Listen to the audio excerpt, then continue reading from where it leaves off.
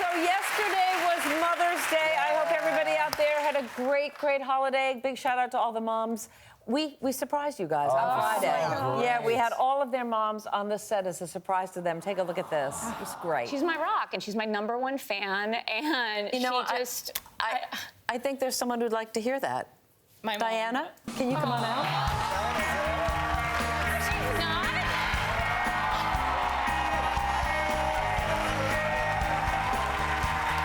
And you know what, guys? We didn't want you to feel left out, so we've flown in all your moms as well. Please welcome Diane, Madge, and Michelle. Come on out.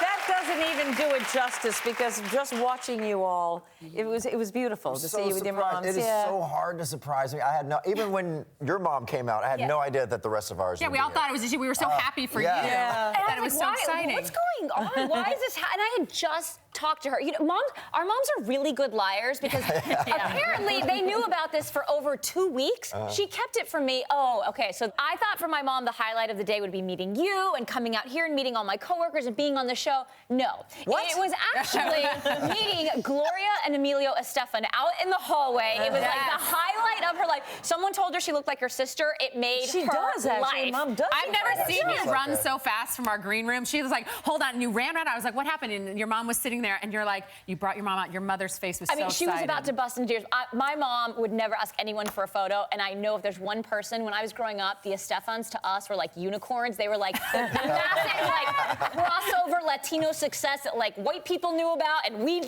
dance to. So to meet them was awesome. And didn't she start like a Facebook with it? Yes, right. Yes. So my mom doesn't have a Facebook until she took that photo. She created a Facebook just to post those pictures. So I love you, Mom. And your mom basically ditched you, Lance. She sure did. My mom was here for 30 hours. I'm so excited she's going to come watch, our shows here. Sure. She never showed up because she's hanging out with her mom the whole day. They're like BFF now. Look at that. They're like, oh yeah, we're at the park. We're So shopping all day. So yeah, I got to see her maybe 2 hours. One of the things that I wanted to say to everyone is that my mother was just so overjoyed, because my mother's really an independent person like I am. And she just kept talking about how amazing all the women were. And I just thought that was a great example of how we're such great people, because we come from great mothers. So exactly. It was just beautiful. And thank you, Meredith. And thank you to the producers who put it all together. That was a massive group I think effort. it was Charlie's idea. Charlie, we I'm love pretty you. sure it was Charlie's idea, I just but want yeah. to say, like, time is limited on this earth, and we all live far away from our moms. And just to have, like, 10 minutes, 5 minutes with your mother is so special. Yeah. All of us know that. And I really And once cherish your it. mother has passed like mine, you really appreciate, that you're so blessed every day that you have your mom. So we love you, moms, everywhere. All right. Be still my heart. You know how much I love George Clooney. I've been brazen about it. Yeah. Well, he's been on the junket, pitching, promoting some movie or whatever he's doing, and he's announced recently that he's thinking about quitting acting and just becoming a director. And you want to know why? Because of his age. Now, first of all, he's only 54, but he said the camera is, quote, a very unforgiving thing, and, quote, and that nobody really wants to see anybody really age.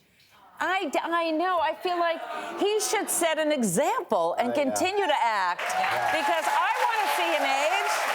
I don't think he's saying, and I love him, but he's sort of saying that aging, people don't appreciate aging. We should embrace it. And he could set the standard. I wish he would continue acting, because I think he would set the standard. But I also understand where he's coming from. If someone is insecure with their looks, they want to be remembered a certain way, and they don't want the public to see them age. And a lot of people say, gosh, like Marilyn Monroe, people that did die younger, they love the fact that people always remember them that age. But there's something about aging gracefully and being able to age and being okay. Yes, absolutely. And loving your wrinkles, loving who you are. Helen Mirren Helen Mirren is a great example of somebody who is aging gracefully. Judi Even Dench, whatever that all these means. And, people. yeah. And Anyone Maggie British. Smith. He Yes, said, the British. The Brits know how to do it. Yeah. And what's wrong with us Americans? Like, everyone. There's nothing wrong with, first of all, I don't have to worry about that because black people, we don't look old until like 99. Don't crack. And then all of a sudden we look real old. But as an actor, I think it'd be more fun as an actor to play the grandparent roles because those are usually the comedy roles that are just so much fun. Yeah, so I can't wait to get to that. But you know what? I wasn't a huge, in terms of looks, I wasn't attracted to George Clooney when he was, I just wasn't. He wasn't my stilo, sorry.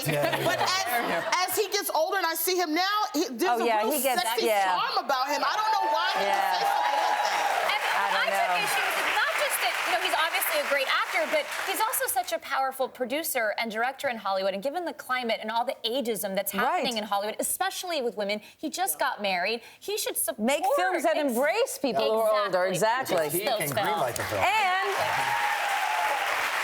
I don't want to, not for nothing, but I could star in them. Yeah, there you go. All right? Yeah, there you go. All right. I think we found the recipe. Exactly. All right, switching gears. We know that especially this season, political campaigns have gotten extremely ugly. Can we agree about that, particularly with the Republicans? Some schools are saying that the mudslinging in the current Republican presidential race presents a conflict to schools and their non-bullying policies. Teachers and students, they're asking how someone like Donald Trump can get away with calling his opponents losers or whatever he does, and then they counterattack and they refer to somebody's genitalia or the size of all of that stuff. And the kids are going, wait a minute, if I said that, I would be accused of being a bully. Why are they allowed to do it? And they get applause for it. They attract thousands of people. The messages are so mixed and unhealthy. It's so confusing to these kids. And when you see a Trump rally, those are the parents that are allowing their kids to be bullies in school. That's why the bullies are so bad and rampant right now. Because they applaud his behavior. Well, it's discerning. As a mother of a 4 and a 2-year-old, I teach my kid about kind words, respecting one another, respecting space, respecting yourself. I understand what they're saying. How can we tell our kids? So what do you say to your kids if they were your kids? I said, this is not how you act. Right. This is not someone I want running my country. I'm like, I want someone to respect someone. Right, but this is somebody running for president. 100%. I'm agreeing with you. Yeah, that's the problem. This is the problem. The fact that anyone here is in parents, like if we're not all shocked by his words, his hate rhetoric, the fear-mongering, if we're not shocked as a parent, then something's wrong with us, because that's not how we conduct business, and that's not how we conduct ourselves in the real world. I don't sit here and yell at all you guys and call you names and stuff. That's not how we act. I think if we focus in on what the child is saying, that he sees this as an example and why can't he do it, he's a child and he's in school. When you become an adult, you go out to a public forum, you're free to be a fool, as we see every day him being a fool on television, and that the whole country is not behind that type of bullying. And I think that's what we need to explain to children. You go out and you do that, there's going to be some people that are going to be behind you, but not everyone, and you look bad. I look at Donald Trump when he does stuff like that, and I go, he looks bad. With his hair, to the side, you look bad. Right. That's my Donald Trump approach. Okay. Do you find it annoying when people around you, they can't help overusing, the word like? Right? Does that bother you? Okay. Right, well, there is an app that can help curb that bad habit. It's actually called Like So. It claims to act as your personal speech coach, and this is how it works, okay? It records when you say like or and then offers a conversation to discuss, or you can just free form and talk, and then the app listens to what you have to say, analyzes it, and gives you a score for how well you articulate it. So if you're using a lot of those sort of bridge words that are annoying, the app will tell you stop doing it. Did you record us, Meredith? No, I didn't. I don't know how I'm feeling today. I don't think we really do it. Do you? I say it. I watch myself in interviews, and you I cringe. It's the worst. And we're a product of our environment. We hear it so much on television that it's just now in our vocabulary. So this is a perfect app. The other word is so. Yeah. And I used to be so bad at using so. But you start every sentence with a so. Oh yeah, and I remember as a teenager when I was in the closet, I remember someone joking around saying that the people who use so a lot, that's a red flag that they're gay. So I took that out of my vocabulary. I would make sure I would not use the word so.